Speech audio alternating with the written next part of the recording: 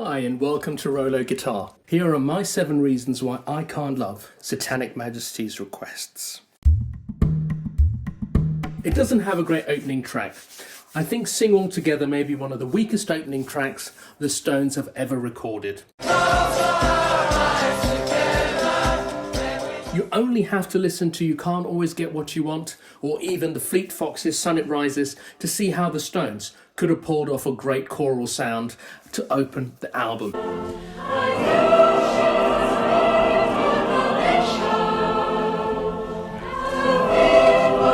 I'm coming to take you home. Sing All Together feels like a dud opener.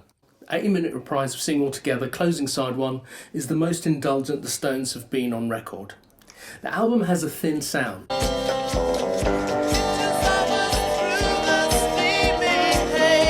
Stones albums generally have very full, very bold driving sounds. I've seen people turn their heads and quickly look away. This isn't that. I have a stereo version, not a mono. The transfer, I suspect, from mono to stereo is not great at all. I think that the engineer on this is Glyn Johns, whose work is generally not to my taste. The second side is much stronger than the first. Like a Rainbow, 2,000 Light Years from Home, The Lantern, Gompa, On With The Show as the closer are all on side 2. That the stars were right.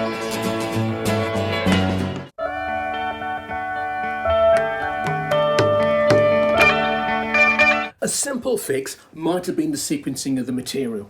If a couple of the tracks on side 2 had been on side 1, that would have made me sit up and feel more hopeful of what might come next.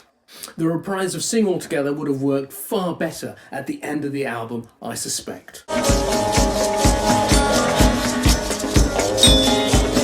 By the end of side 1, my goodwill for this album were almost completely gone, which is why I was so surprised by side 2. She's a Rainbow is a gorgeously effervescent song that highlights the Stones' strongest qualities as songwriters and as players. Here Brian Jones had material his mercurial talents could be let loose. Sparkling effect. Nicky Hopkins' wondrous piano and future Led Zepp bassist John Paul Jones' string arrangement are quite lovely. 2,000 Light Years from Home is a good song. The last song, On With The Show, is also strong. And here we hear Keith Richards' new sharper lead guitar sound. He's all business here on his Gibson Custom. On The Lantern, and especially right at the end of Citadel, you can hear the musical theme that would characterise his solo on Sympathy for the Devil. Since 1990, the Stones have chosen to play She's a Rainbow and 2,000 Light Years from Home at their concerts, not any song from side 1. I'd take that as a sign that they don't fancy those songs either. 2,000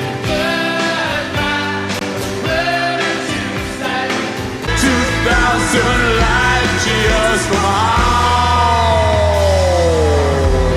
There really aren't any great riffs on this album. The riffs on side 2, on Lantern and Gompa, even On With The Show, work better than those on side 1. Good evening, one and all. We're all so glad to see you now. We'll play your favorite. And hang on, I know a lot of people like Citadel, but to me it's a little bit, the Stones have been there before with I'm Free, Think, She Said Yeah.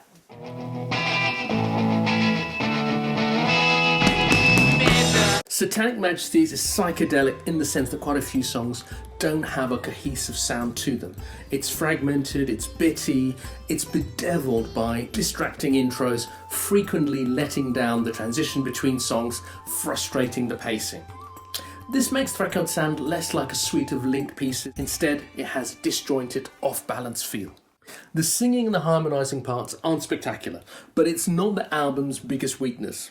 The lyrics are fanciful, the melodies rarely take off. Compared to the Beach Boys' Heroes and Villains or Good Vibrations, it's difficult for me to make a serious argument for Satanic Majesties having the same song quality.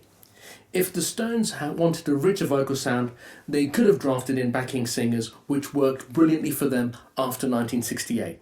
The impression I'm left with, though, is that because they weren't confident about what they were doing, they kept the project within their inner circle. They didn't spend resources to improve the quality of the record to the level of Sgt. Pepper's, Pet Sounds or Blonde on Blonde, which they would do later.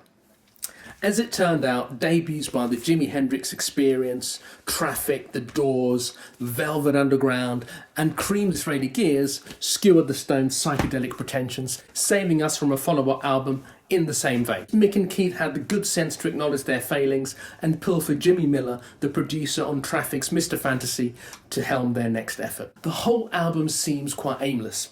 There's no clear sense of where the Stones were trying to go with the material. Yes, it's interesting to listen to the Stones in full psychedelic mode, but for me, it was unnecessary. Probably due to the court cases, substances ingested, or the dismissal of Andrew Loog Oldham, the recording and mixing process became overindulgent. In contrast, the execution of the music is largely good.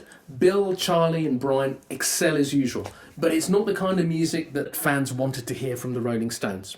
So yeah, I'm laying more of the blame on Mick and Keith as songwriters and for them failing to bring in a producer to help steer the project. Luckily, during this process, I think they quickly realised their strengths and weaknesses. I'd love to know what you think.